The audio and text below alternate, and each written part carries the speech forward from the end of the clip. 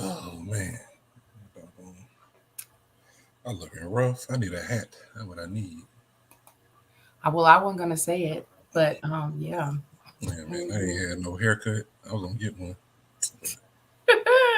Well, cheers, everybody, and welcome to Sips and Scripts, the podcast that brings together the best of both worlds, cocktails and movies. We're going to dive into some all time favorite films or explore the latest releases and pair it with a delicious cocktail while we share our thoughts, our opinions, and maybe even some behind the scenes trivia. I am Kirsten Jackson. I am a blogger and cocktail influencer at lowcountrysocialite.com. And I'm Terrell Bernard, and I love movies. He does. He really, really does. Welcome to the show. Welcome, Welcome. everyone. If you're Welcome. here, welcome. If you're not, Welcome. Welcome. if you're watching later, welcome. Welcome anyway. Hey, Yes. man. So, welcome to the show. Today, we are going to be talking about one of my favorite films Y'all, from the 90s. Terrell has had this on the calendar and has been wanting to do this film since he was born. Yeah, Really. pretty much. I was like, I think this is the film I want to do as I was crawling around in my diapers. Yes, in diapers. Yes. So we are finally doing Above the Rim, oh Lord. the classic Yes. 1994 American sports drama film. Yes. And before we get started, we've got a couple of announcements. So if you're watching us live, you can tell we are missing we are missing a host. Some announcements. Nobody told me. Yes, we have some announcements. We have our church announcements. Oh, church announcement. That was We have our church announcements. So Kayla has decided to drop down. We'll see her a couple of times, but she has some other projects in the works. So we wish her well. yeah, And man. like I said, you'll see her from time to time. She'll be popping in to maybe guest host. But so far it's just me and Terrell. So we're gonna push forward. And also another announcement, moving forward, we will be specifically focusing, if I could talk, specifically focusing on Black classic films. So if you are watching live or watching later, drop some films that you'd like for us to do in the chat, like some Black classics. Yeah, even if we already did them, drop them again. I wouldn't mind doing them again. Yeah, because we can always sometimes we'll do an episode and I'll rewatch the movie like after the episode and I'm like, we could have discussed that. So it's always okay to share a movie that we might have already done because we can do it again and talk about some other stuff. So Yep. yeah. I think that's it for our announcements. Yeah, so we'll be going live as normal every other Sunday at 1:30, and we 1:30 hope to Eastern. see you. Huh? Said 1:30 Eastern. Yes. 1:30 Eastern Standard Time. Terrell is in Texas, so he's an hour behind me. So it's what, 12:30 for you, T-Rex? Yep, 12:30. Yes. So yeah. But yeah, let's get started with our film for today. Terrell, you wanna open us up?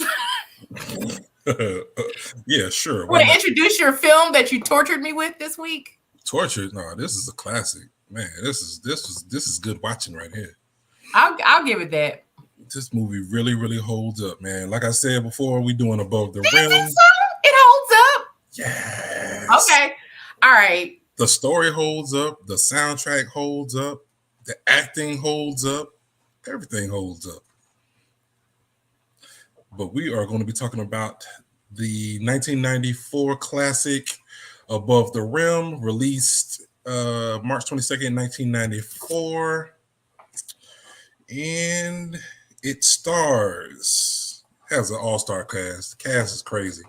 Duane Martin, Leon, Tupac Shakur, rest in peace. Bernie Mac, rest in peace. Tanya Pickens and Marlon Wayans are the stars of this film. Yeah. And Kirsten, let's see, you have watched the film, but when was the first time you think you watched the film? Tell us your history with this film.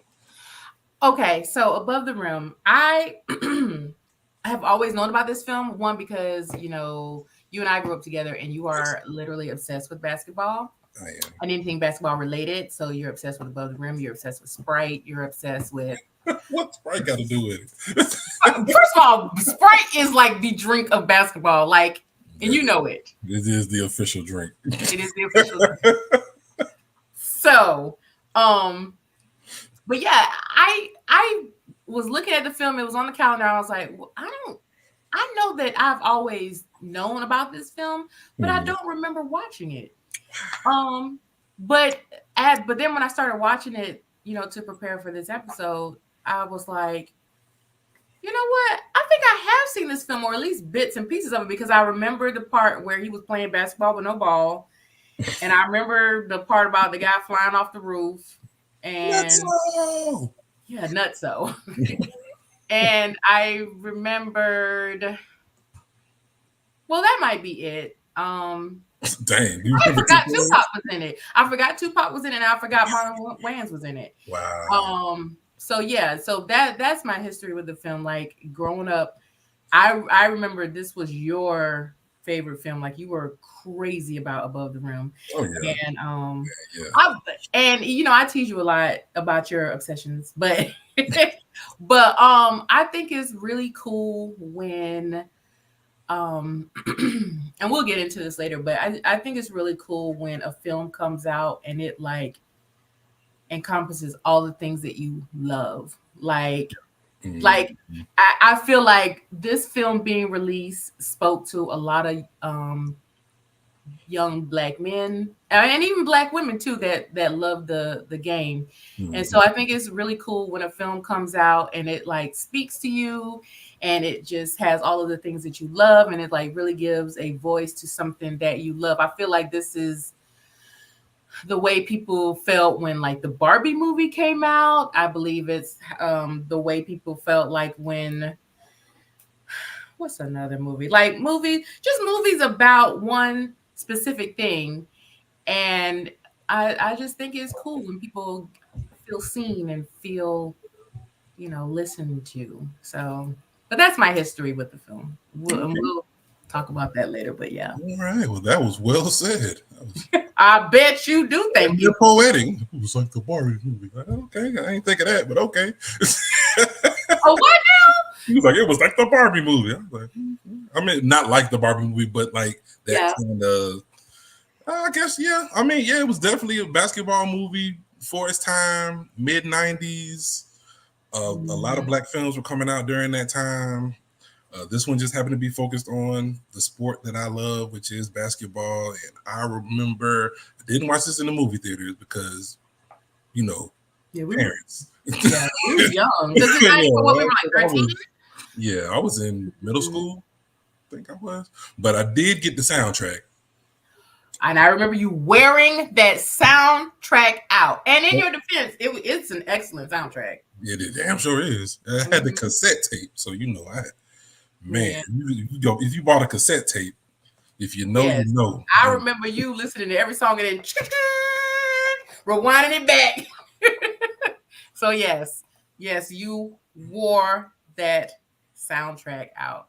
But, and I believe I watched it at my sister's house, Darlene. Shout out to Darlene with all the movies. She was the movie lady, had all of the movies. So Darlene washes my hair. When I go get my hair retwisted, she washes my hair, and we always talk about her movie collection. She had this big giant wall. It was like thousands of VCR tapes. Yeah. And it was like better than going to Blockbuster. I remember that. Yeah, because it'd be more than one movie on the tape. It'd be like 3 to 4 movies on the tape. I was like, man, she had it all. I'm telling you. So yeah, most of my movie watching happened over there. So yeah, I was able to watch Above the Rim and listen to the soundtrack. and I just used to vibe out, man. I love that soundtrack. I love the film. I loved everything it stood for. Like even watching the movie presently, I was like, oh man, this reminds me so much of when I played basketball in high school. This reminds me playing basketball, playing AAU ball. It was just brought out so many different emotions. Like, oh man, I just remember 3-man weave, throwing it off the backboard, just all the. It was great to see the movie again after a while, because I hadn't seen it probably in a couple of years, even though I do have it on bootleg DVD. And then I went on and purchased it so I could watch it this time because it's not streaming anywhere. So if you get a chance to either watch it or stream it or bootleg it, bootleggers. You can still bootleg. Not encourage piracy here. No, don't pirate it. Just watch somebody else's movie. But I was trying to think of another movie like this, but I like when The Mighty Ducks, okay, that's a mid-90s joint, or maybe or even like Beauty Salon, movie that was about a beauty salon, it's I guess like movies that are about a specific thing that only a niche down set of people enjoy and experience, and it's a filmmaker takes the time to shine a light on this thing. I just think that's really cool. So I can see why you love this film. Yes. There were some things to talk about. All great, I'm sure. We're going to talk about them. Okay. But no, I really don't have a lot of bad. I don't have anything bad to say about this film. But oh my goodness! So now we got to fight because Terrell is going to defend his movie. Terrell, is this your favorite movie? No, this isn't my favorite movie, but it is in my top 10 all-time movies. Okay, so not top 5, but top 10. Yeah, because so many different movies come out. I'm like a movie that I watch religiously. You already know what movie that is. That's Bad Boys. Anytime that come on, I don't care if it come on TV, if it come on a clip from Instagram, if it come on TikTok. If I see Bad Boys, I'm stopping everything and I'm gonna watch it. But Above the Rim gets almost that same type of respect, but I don't see it as much, which I think is a shame. I think it should be out more. I think people should be talking about it more. I think it should be up there in the upper echelon of hood classics, to be honest with you. Okay, in the upper echelon, yes, upper echelon. If you, I think people probably ain't seen it in a while, but if you go back and watch this movie, you're gonna be like, okay, I like that. Okay, the acting was. Tupac did his thing. Tupac was great. Duane Martin was great. Bernic Mac was excellent. Marlon Wayans was good. I mean, Leon did a great job. It was great. I believed everything. I believed it all. Even the let's have a cocktail. How about that? All right, okay, well, let's have a cocktail then. Yes, before we dig too far into this film, let's take a break and have our cocktail. So today we are going to have a Hoops Highball, which basically this cocktail recipe is basically a Kentucky Mule, but we're putting it in a highball glass because it's basketball. Yeah, that's what all the ballers do. Highball basketball. Okay, I got this is a highball glass. Well, not a traditional one, but it is a tall drinking glass. So here we go. I'm trying to get it in frame. So we're gonna start by filling our highball glass with ice. I've got some ice here. So we've got our ice, and then we are going to add an ounce of bourbon. Knock things over. And today we are using Clyde Mays straight bourbon whiskey. Okay. Good stuff. And we are adding a quarter ounce of lime juice. Okay. And we are woo, topping it with ginger beer. Okay. Ginger beer. Is that like Jamaican beer? Would that No, be considered like a Jamaican beer? no, it's well, ginger beer is non-alcoholic, and it Oh, is okay. I did not know that. it's kind of like root beer, but root beer is made with sassafras, or at least it used to be, but that's the taste of it, sassafras. Mm-hmm. And ginger beer is made with ginger, so it's like a ginger ale, but much spicier because it's like Gotcha. showed up Oh. ginger. And so we have our drink, and we are going to garnish with some mints. And you know, bartenders usually slap the mint to release the oils and fragrances. So we are going to garnish our cocktail. And here we go. Our Oops Highball with Nice. some mint and a straw. And here we go. Good. Oh, it is good. Okay. It's very good. It tastes like a spicy, citrusy ginger ale. Oh wow. Okay. You know I like some ginger ale. I know you do. I know you do. And now that I'm thinking, I'm like, I should have made something with Sprite. But I do not keep Sprite in my house because I don't like Sprite as much as you. Everybody should have a little bit of Sprite in their house. Just a little bit. A can or two. That'll get you right sometimes. Oh my God. Anyway, tell us about your movie. All right. Well, okay. So this was Above the Rim, 1994 film.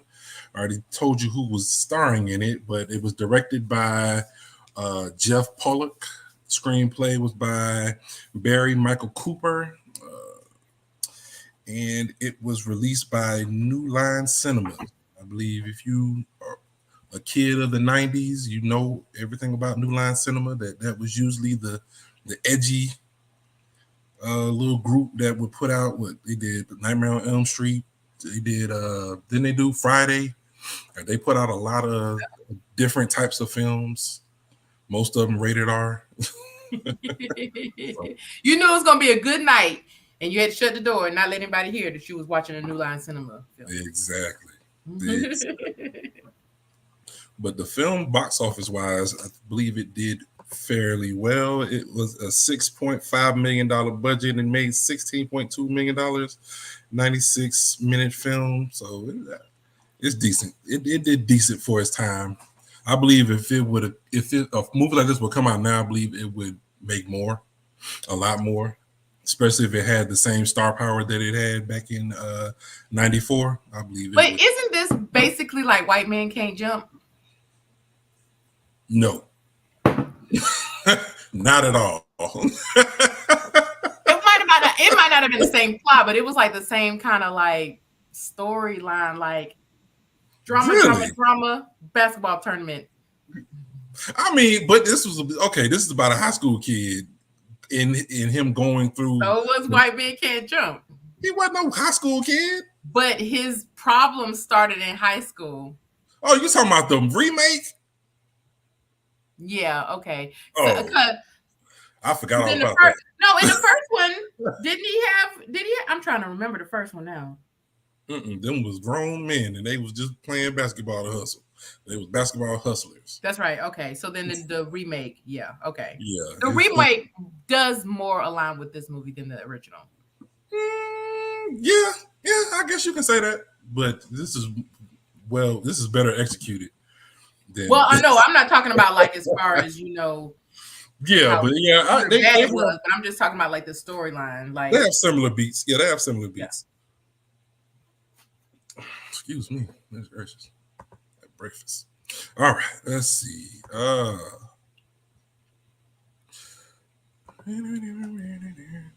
All right, so let's get into the movie.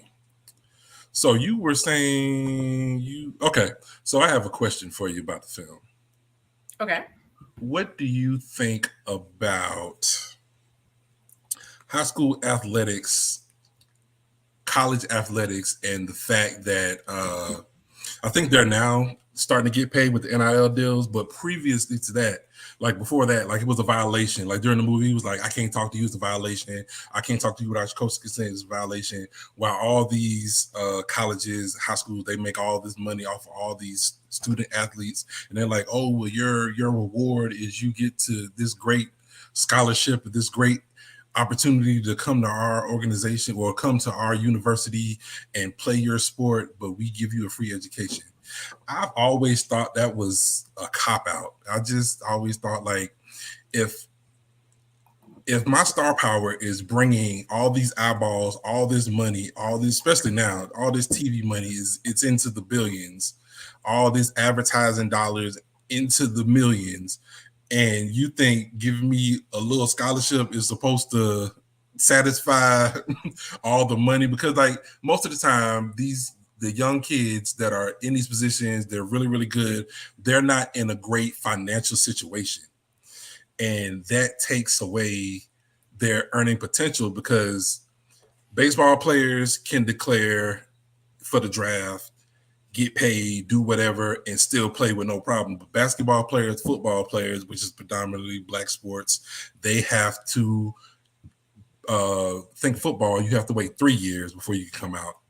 And basketball, you have to wait 1 year or play somewhere else for a year before you can enter into the draft. And that's never sat well with me. And I always wish that it could be equal all the way across the board. I believe if you're good enough to go, you should go. If you can't hack it, that's unfortunate. Hopefully there's something for you to fall back on because that's part of life. If you don't always make it with what you thought you was going to do. But yeah, that's my thought. I just wanted to know what you thought about that whole system of how sports are being treated for high school collegiate athletes compared to what they bring into the school.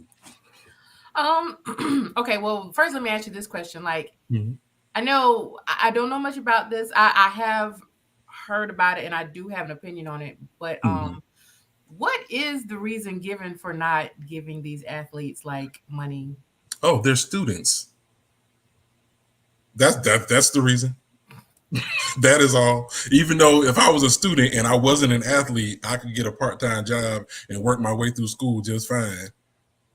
Well, I asked because I had always heard about this. Like I said, you're the basketball person. I'm not really into basketball, but I have heard about this.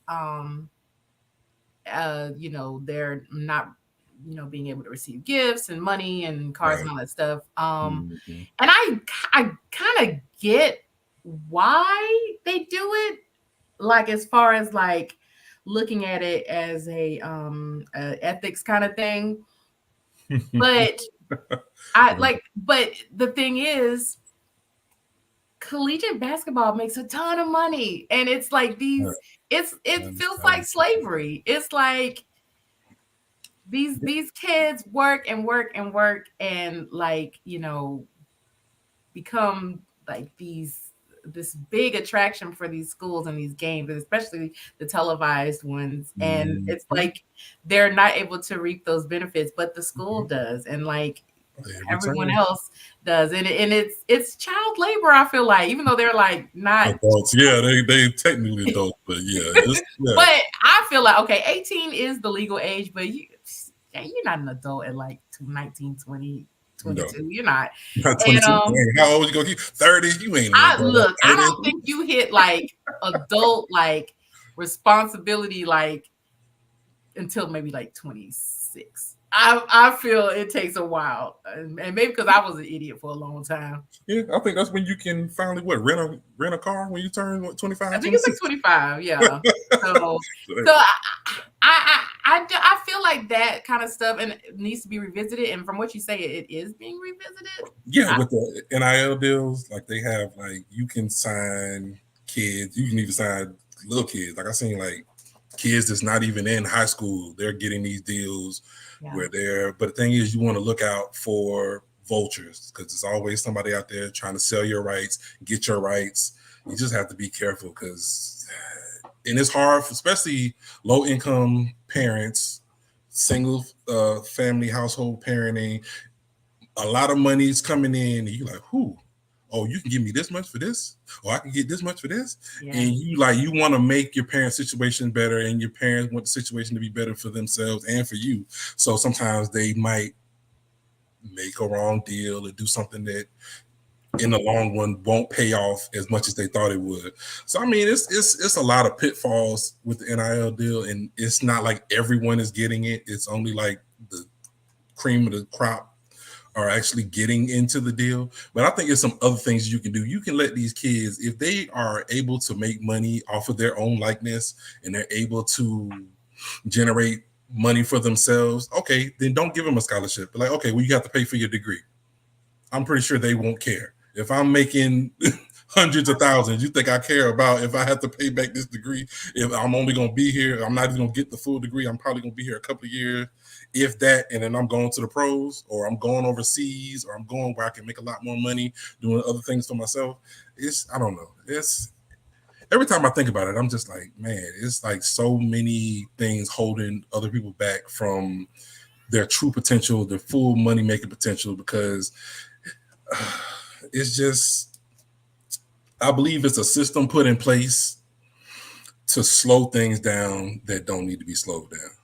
Right. If I can make money now, I should be able to make money now.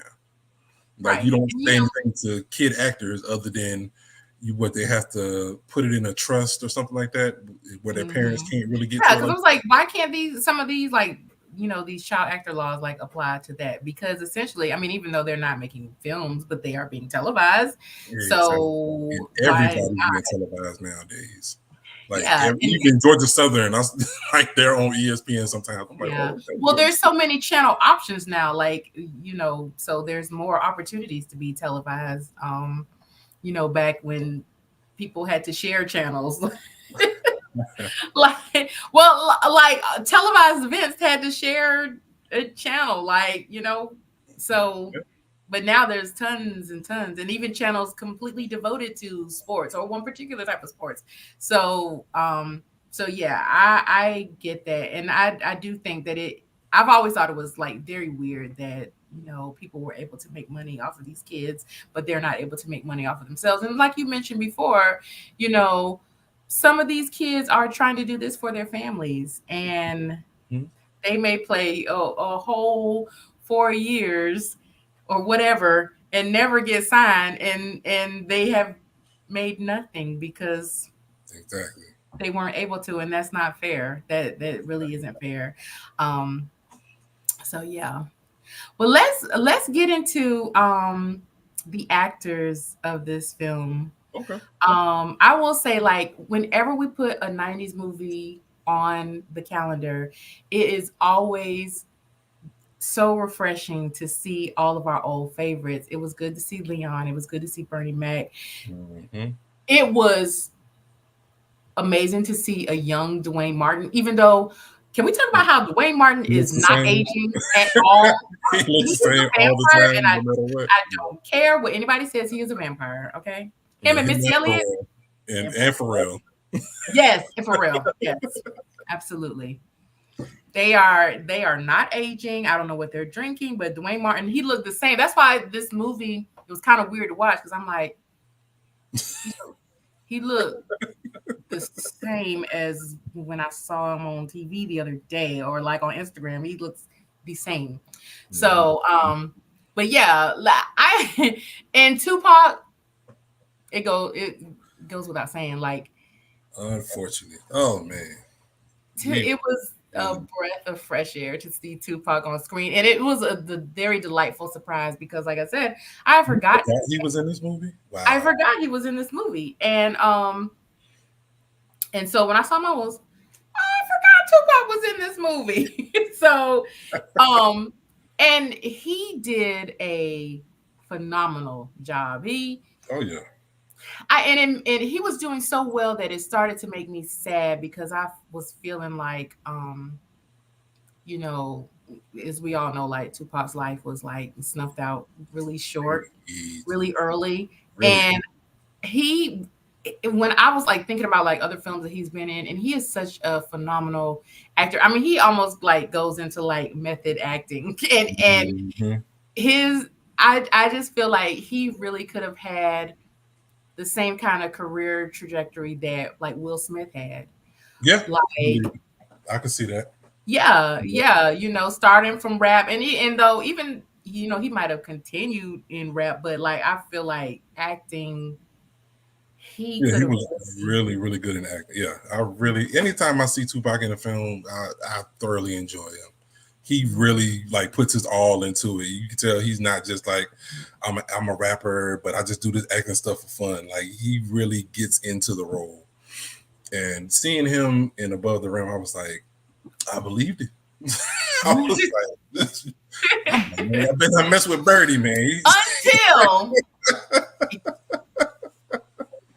Until what the only critique I could give on Tupac's acting was like that death scene was not very convincing to me. Yeah. He looked and then he just like, ooh. So yeah, I was like, not Tupac. Now you gave it your all until the very end. Come on now. But I mean, other than that, like his acting was amazing. Like, and he, you know, he was supposed to be this character that's kind of supposed to like generate fear and be the neighborhood drug dealer, and like he was convincingly fear inducing. Him and his right hand man. Shout out to I was just talking about him. Why don't I not remember his name? What was his name? Like Motow or Motow in the movie? Yeah. But well, Wood Harris is the actor. Yeah. Now Wood Harris, I like Wood Harris. Yeah, as an actor, he's been great, and this was his first role, and I can see why. What else has he been in? Because I'm not familiar. You're not familiar with Wood Harris? Are you serious? He was in Paid in Full. He was in the New Edition movie. He was in what else? Wood Harris has been in a lot. Remember the Titans. And, yeah, he was The Wire. Avon Barksdale. Yeah, I don't know. I'm not very familiar with him because he's in stuff that I haven't seen. The only thing that I've seen that he's been in is Above the Rim and the New Edition story and Empire.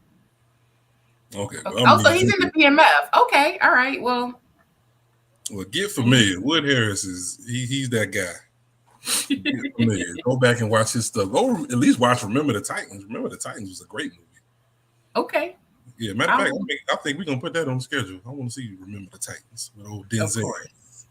Of course, we'll be remembering the Titans. Isn't that another basketball film? No, football. Football. Oh, yay! So you're just gonna kill me with the sports films? Okay, cool. Hey, it's cool. It's fine. It's okay. But Leon. Okay, so let's talk about Leon's acting. Okay. Actually, not necessarily his acting, but the character, that role. Okay. I felt like we did not get enough of that because I felt like we as the audience were left to kind of piece together what was wrong with him, because we get him on screen and he's like this really quiet, like almost like psycho quiet person, right? Yeah. But then we get the backstory in the beginning, like the very beginning, where really opening. Goodness he's gracious. like he's his best friend. Yep, not so. I guess accidentally kills himself by flying off the side of the building. Yeah. But to me, as far as that, first of all, that was a wild way to die, but things happen. Okay. But in the beginning, I'm going to say I'm a new watcher, because even though I remember parts of the film, I don't think I've ever seen the movie like in order like that. Okay. So me as a new viewer, in the beginning, I was like, did that really happen, or was that a fever dream? Because it was kind of like a dream sequence, and I was like, okay, he wakes up, and then they don't mention the friend's death until I think the coach, he was like, you don't remember Nutso or something like that. And I was like, okay, so that did happen. Mm-hmm. Yeah. So that was a little confusing. And then when they revealed that when he's like playing basketball on the court with no ball, he's playing against Nutso. Against Nutso. So he's reliving that night. I guess he relives that night in his dream. He goes out to a basketball court and relives it like at night. Like it seems like it really traumatized him to the point where he didn't even go forward in life with anything he planned on doing. It kind of was like just coasting around until he ended up back home. It's like he didn't do anything with his life. He didn't end up going to college. Which was very weird. Yeah. It was very weird. And I okay. And so I don't want to get into like, like if something traumatizes you, it traumatizes you. And like you can't be like, oh, that's not enough to traumatize somebody. People are traumatized by different things all the time. Right. However, it was just very strange. And I guess maybe he felt guilt because of the way he died. But it's not like he pushed him off the building. But I think he might not have pushed him off, but I believe he pushed him. Well, I know he provoked him. Yeah, he was like, it was something that was supposed to be fun, something that was supposed to be, I'm better than you, I'm gonna show you I'm better than you, and the other person who's not as good, but he was like, but you my friend, and I'm gonna show you that I can get as high as you, I can be as good as you. Like, yeah, you the hot stuff right now, but I think I'm better. And then for something like that to happen, especially like in your face, like, yeah, definitely. Oh, I agree. Yeah, I agree that it was traumatizing, but it literally froze you in place and you did nothing with your life. Like you just moved away and then came back. And it was like, yeah, I get that, but we don't see enough of like the aftermath of like Nutso's death. Like it was just like, it really made me be like, what's wrong with him? Is it because his friend died?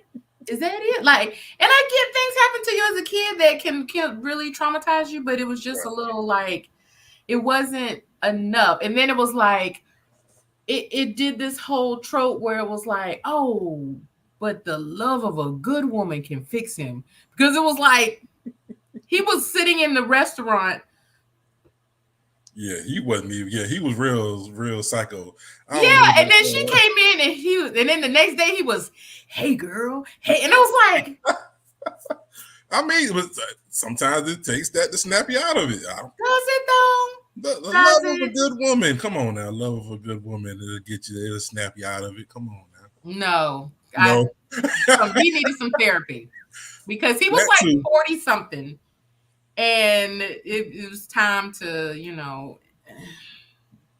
Yeah, but he I guess they didn't say it, but I guess he hadn't played basketball since that accident. Like he wouldn't, because like even when he would go out there, he didn't have a basketball. He wouldn't touch a basketball until like damn near the end of the movie. So I mean, it was. I understood it because I watched it so many times. I was like, man, Nutso. So I felt bad, but I love the opening sequence to that film. It starts off so perfectly, even though the guy died. That was terrible. But just how it goes from that to the opening, then Tupac comes on with Pain, which is one of my favorite Tupac songs of all time. And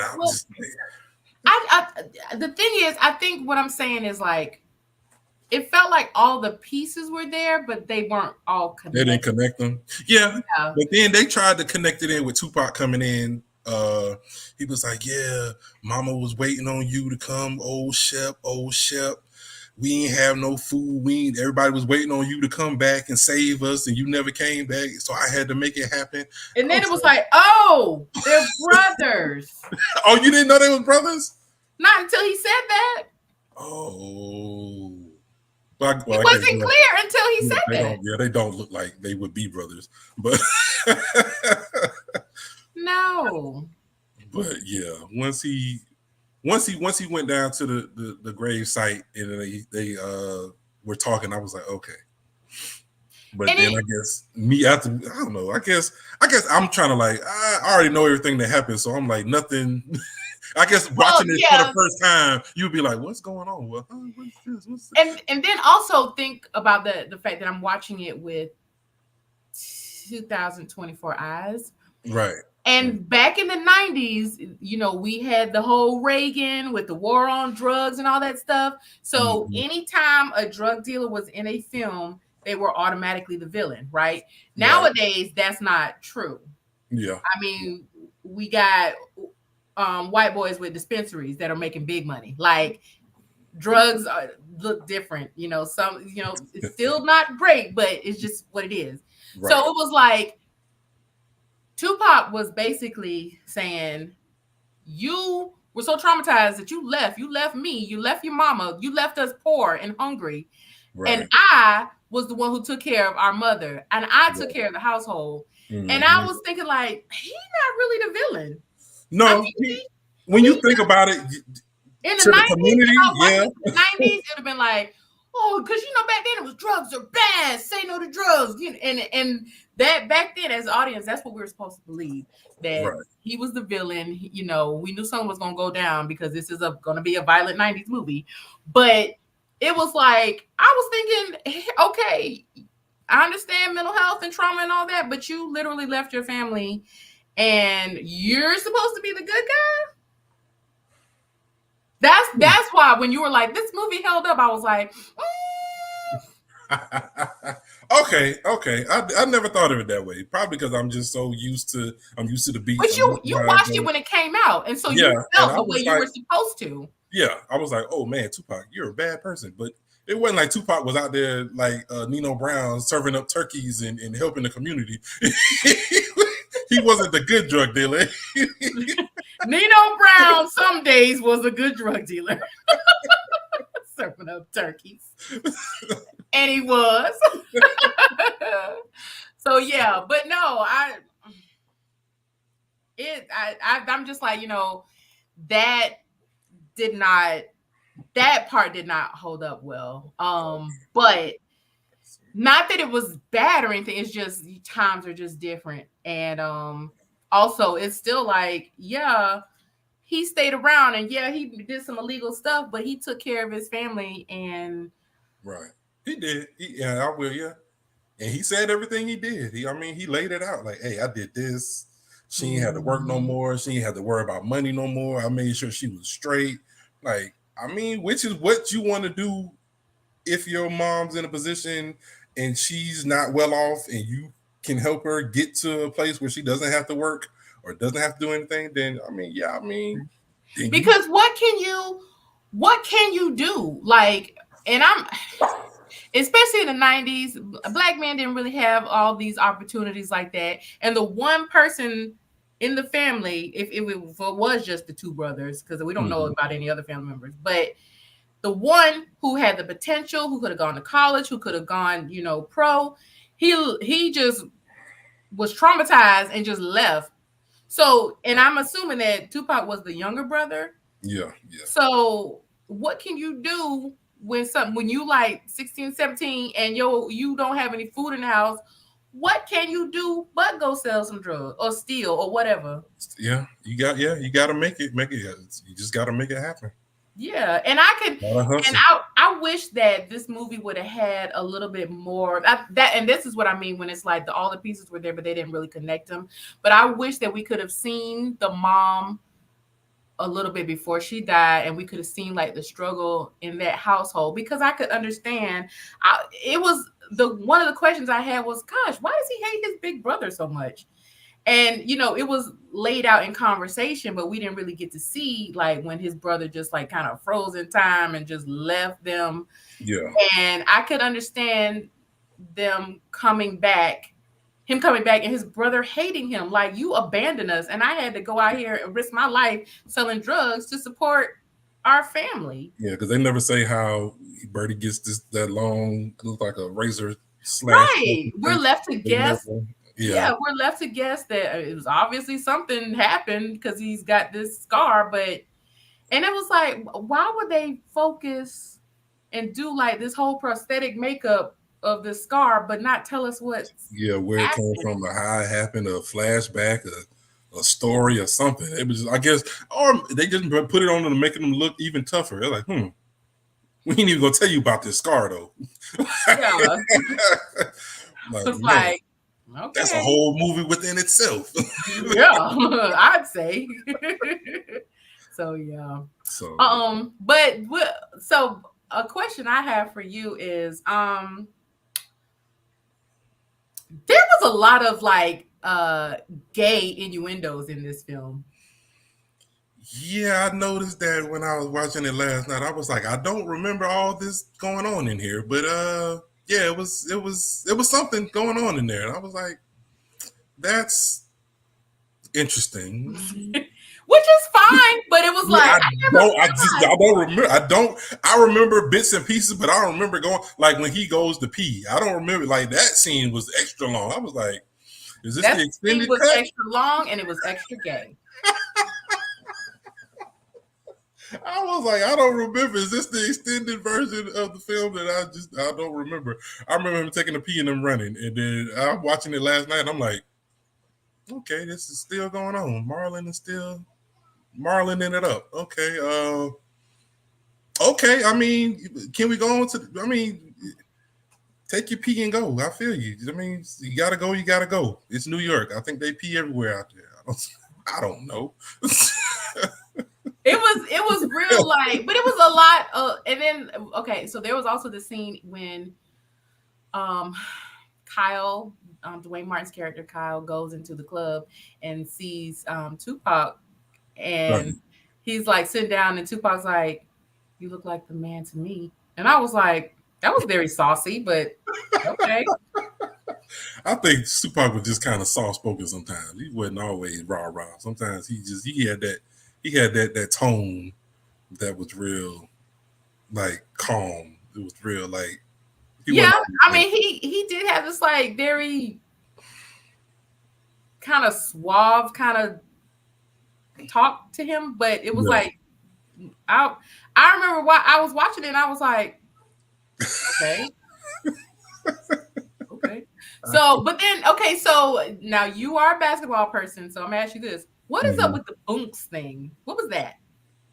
That was before my time. I think they were talking about, because when he's like Spalding across your ass, I'm thinking they mean hit you with the basketball as hard as you can. Yeah, because then when they played at the end, like when Leon's character played and Kyle played, he was like, all right, now bend your ass over. And I was like, what are we about to see? It would have been a whole nother movie. Like, whoa. We had to put a parental advisory on this episode here. No, okay, yeah, I see what you said, but I'm thinking they mean like hit you with the basketball hard. I looked it up on Google. That's like, what does it say? It said, because the line was loser gets bunks. Mm-hmm. And I was like, what does loser gets bunks mean? And the Google said that it means that the loser gets hit with the basketball on their backside, like as hard as you can throw it. Okay, so I was right. But the way they was looking, it looked real like, hey, what's really going on here? But yeah, especially the way he was gripping that fence, I was like, man, I've been hit with a basketball before. I mean, it hurt, but I mean, it don't hurt to the point where I'm like, it's okay. I'm going to say that this movie is queer, and I really love that for this movie. Oh, okay. It is. Okay. Hey. There were, and then like Marlon's character. But that's just Marlon being Marlon. He does sometimes get off the seeds with that, but it was and then like him just getting out of jail, it was like, well, hey, went wrong. So, but yeah. What else you got for me with this dynamic film that you love so much? Man, I wish. Now I know they didn't have enough time because Bernie Mac's character was only a side character, but I wish they would have gone more into how he ended up being a bum. Like you go from being high school state champions to just a bum living on the street, and you just like, what happened in your life? Like, is it that hard to escape that hood life and be successful? And I think that is possible too, but there was another thing where I was like, okay, we don't have all the pieces here, because it was the only thing, and I was like, well, maybe I missed something, because the only thing that connected the two for me was that he was like, they can't take away what we were. And I was like, were they friends? Did they play together? I think they won the state championship together. I think they were. Did they tell us that? Together. Yeah, he's like, we was champions, baby. They can't take that from us. And then I think that goes back to. Well, how were we supposed to know that was a state championship? Like what? I mean, you were supposed to just connect those dots. Like they can't erase what we were, because I think now, because like the newer generation, like I think it's even happening now with Michael Jordan and LeBron James. Like people are like, oh, LeBron is the greatest thing ever, and people are like, nah. You got to think back. Michael Jordan is the greatest thing ever. And they're like, no, LeBron, look at LeBron. Look what he did. Look what he did. And they try to push away everything. Well, he did it. It was weak back in the 90s and the 80s. He played during the time where basketball wasn't that good. He was the best thing they ever had. And there's more players that are way better than him right now. And they just try to, get away from that history. And like these new guns that's it. That's all they know. No one really knows their history like that. So they just go off of, we was good, and how we know they was good. I think they such and such could tear up such and such. And like, you won't ever know, because they won't ever play, because it's two different eras. So I think they was just saying that like they didn't respect the era that came before them. So even though they went to the same exact school, they didn't know who Shepard was. He just thought he was just, oh, you just a security guard. You don't know nothing about basketball. You stick to saving bums in the street. You can't hoop anyway. But not knowing that he was that guy. He was him. But what could have saved that, and what could have like explained it to a fresh audience was so when Kyle was picking on Flip, the bum, Bernie Mac's character, if he would have been like something that was, oh, you used to be this, but you're not this anymore. Oh, you was a champion. If they would have said something like that, but it was basically. I don't think they knew. Your booty stank. It was like. Yeah, they were just really like, but it was. But that's what I'm saying. That would come up with.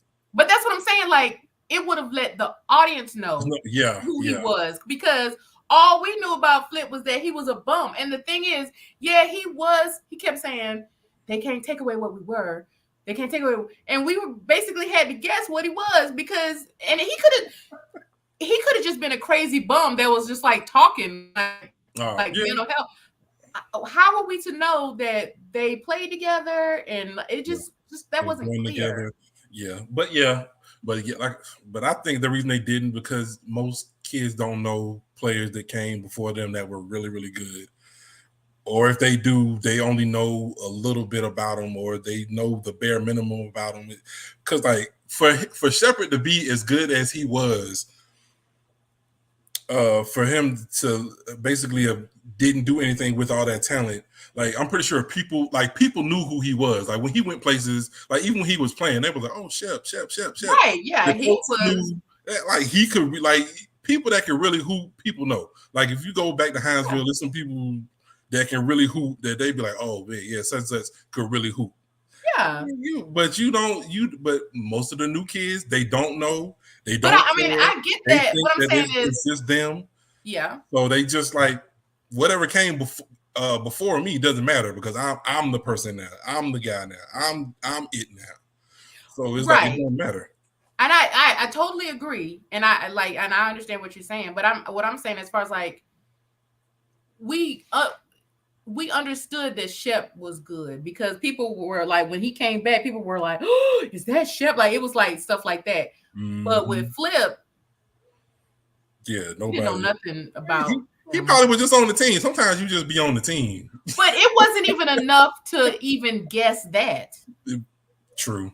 All we knew was that Flip was a bum. Flip could have been crazy and not on no team ever, but just they weren't always what we were. Like,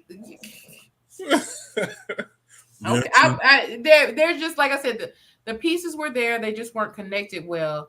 And I think, in your defense, not coming down on you, but I feel like you love this movie so much and you've seen it so much to where, and you know enough about basketball to where you can easily connect the pieces in your mind. But somebody like me, who does not know basketball, who's seen this for like the first time, it was just like, I'm very confused on who is who and what is what and why is why. So, but let's go to let's talk about the tournament. Man, that tournament was wild. It was a good tournament, though. There was a lot of extracurriculars going on, the stuff that normally wouldn't happen in a real tournament. But I was like, how does one team get to play like regular team basketball and the other one gets to play street ball? What's going on here? Yeah, they was really, really. But I guess you got to turn it up. You got to show the team is bad or the characters are bad by them doing bad things throughout the game. They can't just play regular basketball. They gotta punch you in the face, knee in the groin, throw you to the ground. Did they ever say what was at stake? What was the prize? Or I don't know. They didn't, but I believe that what Birdie had at stake was the bet. He bet on his team to win. And I believe that he did put a lot of money on it. I think he put a lot of money on his team to win. That's my belief. I'm just guessing. Because I was like, where did it get serious enough to kill someone on the court?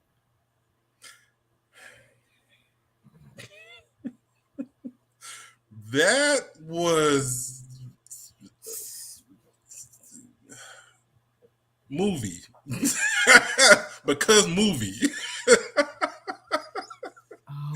And what was funny about it was me as just this new person watching it. I was like, it was almost like they made this film and they were like, oh shit, this is a 90s film. We got to put some violence in here somewhere. I know, right? It ain't enough violence in here. Yeah. Let's add one more scene where everybody gets shot up. It's like, okay.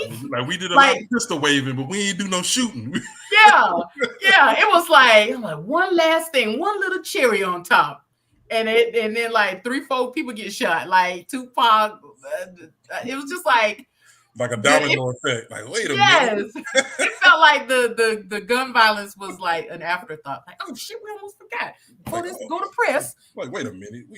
I know there's a basketball movie and all, but it's still the 90s.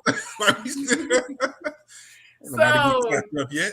Because I was like, why? Because I remember I was watching and I was like, I feel like this was supposed to be like this inner city kind of hood movie. Something's missing. Something's missing. You was waiting for the gun violence. Like, wait a minute now. I ain't seen enough gun violence in here. And then at the end it was like, alrighty then. There we go. To put the stamp on it, it was like, all right, it's official, y'all. Yeah. And oh boy. Yeah, so but yeah. But I will say I did enjoy the movie. And like I said, anytime we put a 90s movie on the calendar, it's always a wonderful trip down memory lane. Whether the movie's good or bad, it's always going to be a good trip. Yeah, because it's always something you can always. It's always a nugget in there that's pretty good that you'd be like, okay, at least for nostalgic purposes, you're like, okay. Yeah. This reminds me of this, or I remember this, or I remember where I was with this time was going on. So yeah, it's always something. It's always a good little nugget in there for the people. Well, lastly, let's talk about the soundtrack. My favorite part of the film was the soundtrack. Because I feel like you can't even really discuss a 90s movie without discussing the soundtrack because the 90s was the soundtrack Just that was man. And it hasn't been since. I know, right? It hasn't been since, and it's a shame because like it's a lot of artists broke off of soundtracks. Like you'd be like, oh, and then all of a sudden you hear them on the soundtrack. You're like, oh, I want to hear more from this artist. Then next thing you know, they got a debut album coming out. You're like, oh, okay. Yes, and do you remember like soundtracks and music from soundtracks used to really propel a film? Like, Oh, definitely. because the video would basically be like this like whole hodgepodge of video, regular video, but then also clips from the movie. Like I remember a ton of videos being like that was we didn't watch a lot of trailers. We watched soundtrack music videos, and that's how we learned what was going on in Going movies. in the movie, exactly. Like the trailer will play on TV, but then we got more in from the video. videos. From the But video. like I said, I remember you wearing this soundtrack out, and I remember enjoying it with you. But it's got two of my favorite songs on it. Like Regulate, definitely, and anything for me. I was just listening to Regulate before we were talking about doing this movie. I was listening to Regulate just last week. Like I listened to it. I still listen to it's when it comes on, I'm like, I'm not gonna turn this. Matter of fact, let me rewind this so I can sing along. So I can get my Nate Dogg and Warren G on. Cause man. well, what are your two favorite songs? I know Regulate. Yeah, and Pain. I like Pain. I also like Pour Out a Little Liquor. Man. Yeah, that's my favorite SUV song. The anything version that is on this soundtrack because it's different. Yeah, it is. Yeah. And they got another version. Yeah, with the All-Star remix. Yeah, that's the one with I think Method Man. I think like Wu-Tang Clan. Yeah, Wu-Tang Clan is on that version of their remix. Yeah. And H-Town, man. But I forgot that Afro Puffs was on this soundtrack. Yep. From Lady of Rage, yeah. Rock on with your bass, man. But that's because Death Row did this soundtrack, and Death Row they picked all of the hits and was like, yes, place them here, and because those songs hit. Yeah. And I'm glad that Snoop Dogg was able to put this back on streaming because for a while it was off. And a lot of some songs aren't even on because they were only on the cassette. So it's like, it's still some songs that are like not even that you don't hear because they're not on the soundtrack. Are you going to make us a playlist for this movie? Of course, definitely. All right. Definitely. That's not even that's coming soon. All right. Okay. Well, are we ready to move into best, worst, weirdest, or did you have anything else? No, we can go on the best, worst, weirdest. Okay. Well, I'll go since it's your. All right. I would say the best about this movie. There were actually a lot of bests for me. Seeing all of the old, but the baby versions of our favorite actors and Tupac, who has is stuck in baby version because he passed away. But yeah, like I said, these movies are always a wonderful trip down memory lane into the nostalgia of the 90s. So, and also the soundtrack, the music just always is always good. That still holds up. The worst was just like I said, and I kept saying, just not the pieces not being together. It left a lot of like guesswork for the audience. But hey, I feel like this movie was like, we have a soundtrack and we have some great basketball. Let's just build a movie around that. I feel like that the plot was kind of an afterthought.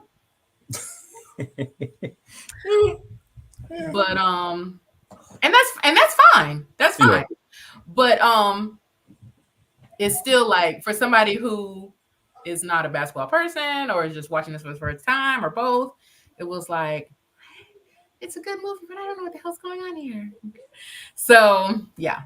The weirdest was, Yeah, them throwing the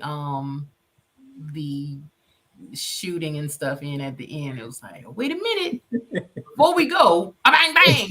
Like, okay, thank you. Yeah. So Okay, that's where it's weird. Okay, all right. My best part of the film to me was I thoroughly enjoyed the basketball. It looked authentic. It didn't look like it was staged. It looked really good. Because you see a lot of these movies, it was like, loving basketball. Omar Epps, that basketball playing was very weird. But go on. okay, yeah, he couldn't hoop at all. But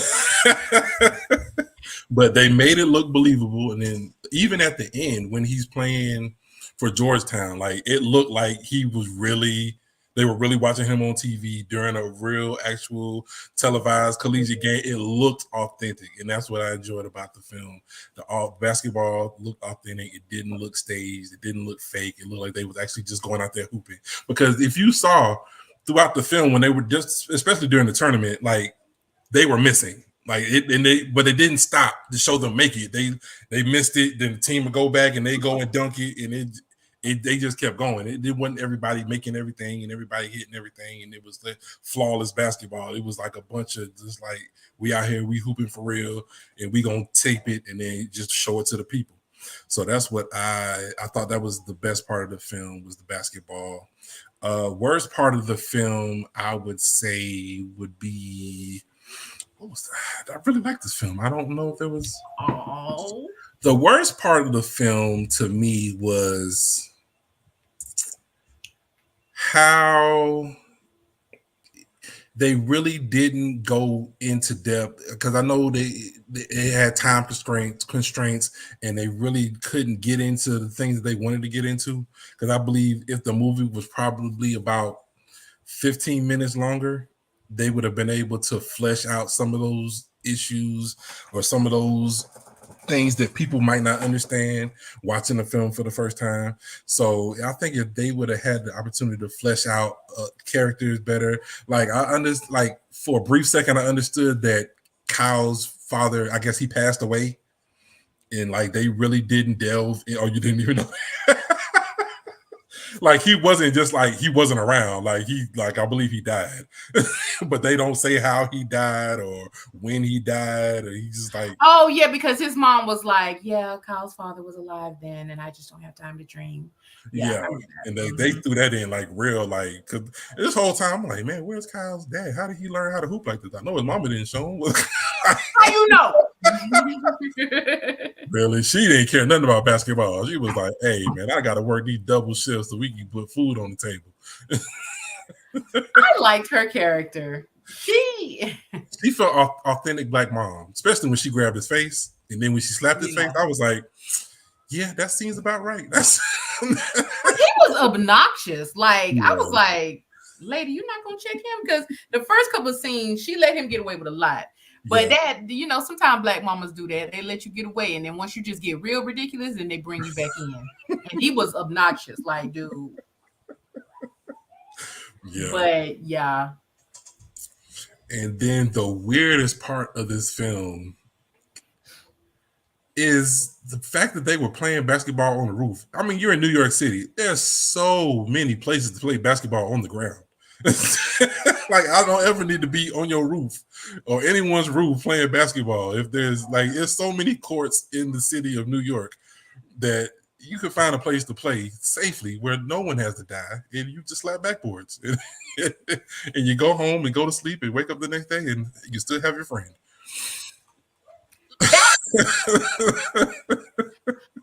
That was weird. Kids do dumb shit all the time. Okay, fair. But that was very weird. And I was like, that rickety ass backboard, what did they think was gonna happen?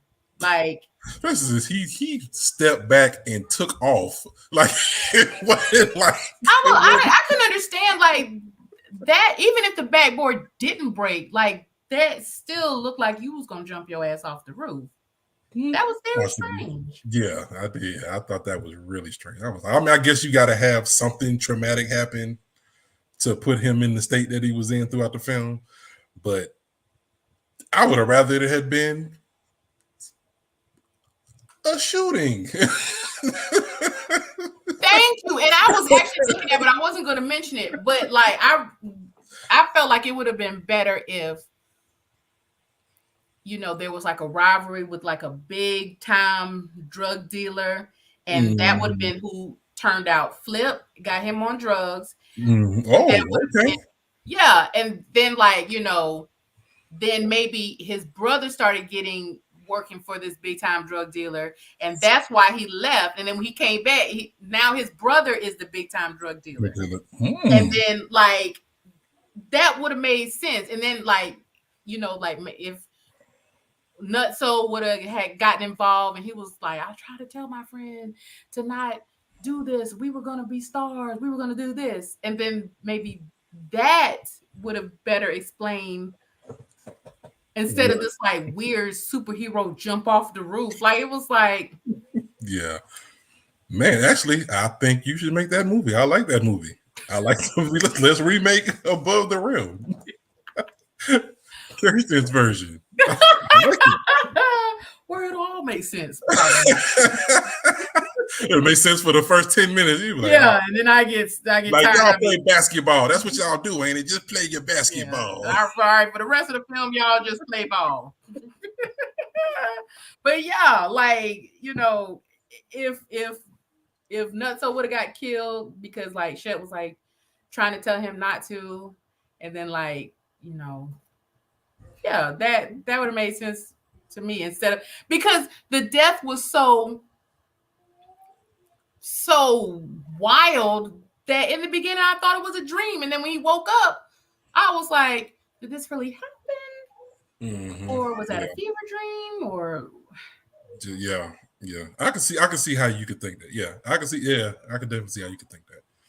Yeah, so well. Well, it's happy hour. Who would you have a cocktail with? Who am I having a cocktail with? Yes, this is the portion of our podcast where we choose a character from the film to sit down and have a cocktail with and learn more about their story. I'm having a cocktail with Boogaloo because I'm trying to figure out what made you think you could hoop and what is going on. Why? He came out there, he was straight clowning. He was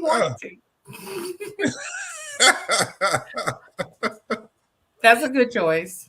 I'm gonna have a cocktail and a conversation with I think I'm gonna say probably Kyle. Okay. Because he was a very angry young man. Yeah, he was. And they really didn't get into what was making him so angry. Yeah. And like, I know he loved his mom and everything. And he was real protective of her. But other things that made him mad, I'm like, bro, you really are ball hawking. Like, you really are dribbling all the air out of the basketball as we speak. Yeah. And I understood that. I was like, okay. Because they showed a lot of his anger was during the game. And I understood that. But then, like, even off the court, he was just angry. And I was like, they're not really doing a good job of telling us what's going on with his kid. If they would have maybe talked about his dad's death more, or maybe something. Yeah, you're right. But yeah. So, but now I'll have a conversation with Kyle just to figure out what's your problem, young man. Yeah, what's your problem, man? But yeah, so yeah, did we cover everything? Yeah, I believe any final thoughts? No, I think we hit it pretty good. Well, then that's our show. Yes. Yeah, that's our show. Thank you for joining us today. For everyone that is tuned in while we were live or catching the recap, we had a great time discussing Above the Rim, and we hope you enjoy listening to our thoughts and insights. And if you want to know more about Sips and Scripts, you can go to our website, sipsandscriptspodcast.com. And follow us on Instagram and Facebook. But the best thing you can do for us is to share our little show. Word of mouth is the best way to help us, to promote us. And if there's a film that you want to talk about, or if we missed something in this movie, drop us a DM or leave us a voicemail. You can find out how to do that all on the website. So yeah, share your thoughts on today's episode, or you could just say hey. And until next time, cheers. Cheers. I ain't got nothing. I got this cup. Nothing in it. Pins. Bye, everyone. Bye.